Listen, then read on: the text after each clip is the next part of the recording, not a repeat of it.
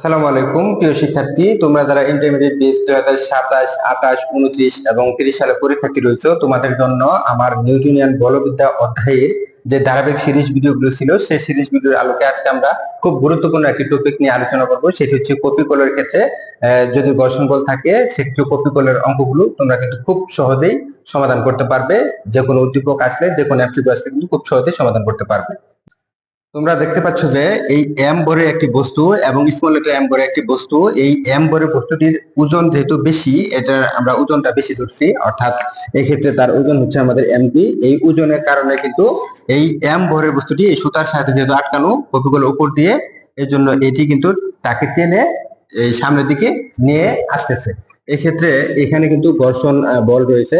তাহলে যেহেতু আমাদের এই টানটা হচ্ছে এইদিকে এবং বস্তুটির যেহেতু ত্বরণ হচ্ছে এইদিকে, আমরা ধরে নিলাম যে বস্তুটির ত্বরণ হচ্ছে এইদিকে, তাহলে সুতার টান যদি এদিকে হয় ত্বরণ হচ্ছে এইদিকে, কারণ বল যেদিকে ত্বরণও কিন্তু ওইদিকেই হয়। এই ক্ষেত্রে এই ঘর্ষণ বল কিন্তু আমরা যদি দেখি যে ঘর্ষণ বল গতীয় ঘর্ষণ, এই গতীয় ঘর্ষণ কিন্তু এই টানের উল্টো দিকে কাজ করবে, এই সুতার টানের উল্টো দিকে কাজ করবে।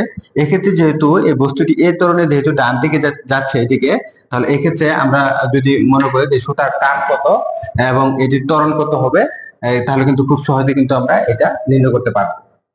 এটি নির্ণয় করার জন্য তোমার একটু খেয়াল রাখতে হবে, এই এম ভরের বস্তুর জন্য, এই যে এম ভরের বস্তু এই ওজনের জন্য এটা কিন্তু নিচের দিকে নামবে। এক্ষেত্রে সুতার টান হচ্ছে টি। এখান থেকে দেখা যাচ্ছে যে এই টান অপেক্ষা তার ওজন কিন্তু একটু বেশি হবে। সেজন্য আমরা লিখতে পারবো যে এম ভরের বস্তুর জন্য, আমরা যদি লিখি যে এম ভরের বস্তুর জন্য তার ওজনটা কিন্তু বেশি, অর্থাৎ ওজন থেকে টান বাদ দেওয়ার পরে এটি কত ত্বরণের নিচের দিকে নামতেছে, ধরে নিলাম এটি এ ত্বরণের নিচের দিকে নামতেছে, অর্থাৎ এ ত্বরণের নিচের দিকে নামতেছে। তাহলে আমরা লিখতে পারবো এম এ, এটা কিন্তু লিখতে পারবো যে এটা হচ্ছে এম ভরের বস্তুর জন্য এই সমীকরণটা আমরা পেলাম। এখন এই বস্তুটির ভরের জন্য যদি আমরা লিখি যে এম ভরের বস্তুর জন্য, দেখো এই এম ভরের বস্তুর জন্য এটা যেহেতু এদিকে যাচ্ছে, এক্ষেত্রে কিন্তু তার সুতার টানটা কিন্তু এই আমাদের এই দিক বরাবর কাজ করতেছে এবং ঘর্ষণ বল কিন্তু উল্টো দিকে কাজ করতেছে। এখন এই সুতার টান আর হচ্ছে ঘর্ষণ বল কিন্তু আমাদের কাজ করতেছে উল্টো দিকে, আর সুতার টান কিন্তু কাজ করতেছে কি উল্টো দিকে। এই জন্য এই টান থেকে আমাদের ঘর্ষণ বলটাকে বাদ দিতে হবে। তাহলে যদি আমরা লিখতে পারি যে টান টি মাইনাস হচ্ছে এই গতীয় ঘর্ষণ বল, অর্থাৎ এফ কে সমান হচ্ছে এম এ, অর্থাৎ এই বস্তুটি কিন্তু এ ত্বরণের ডান দিকে যাচ্ছে।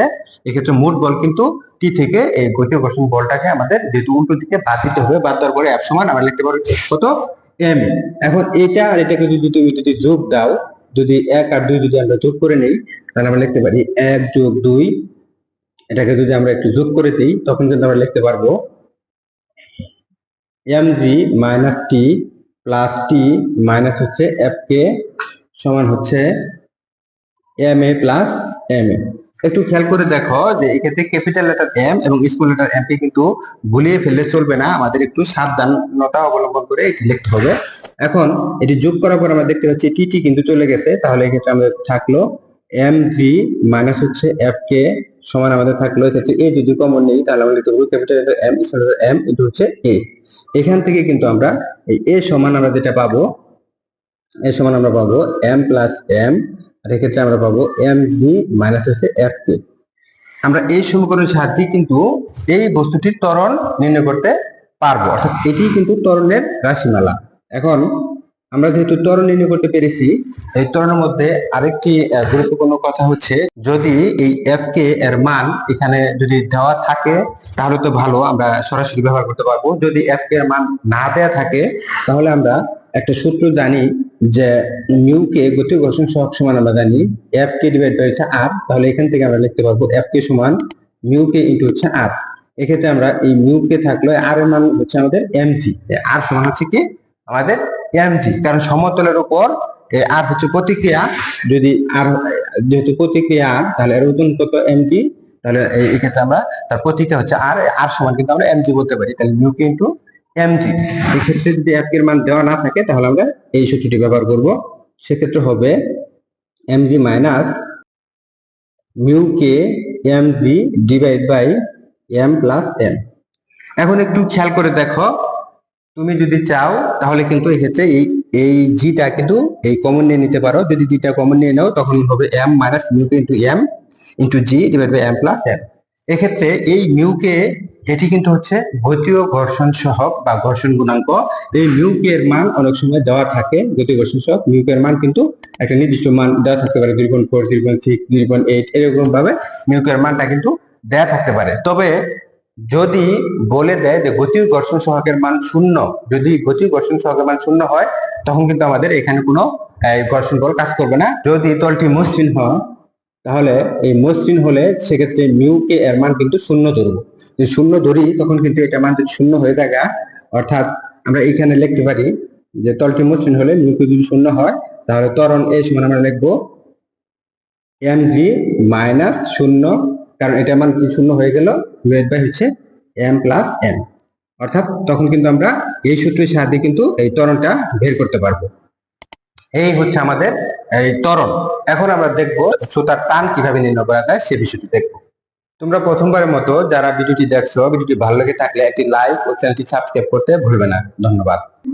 আমরা যদি সুতার টান নির্ণয় করি, তাহলে কিন্তু এই সমীকরণ থেকে কিন্তু আমরা সুতার টানটা নির্ণয় করতে পারবো।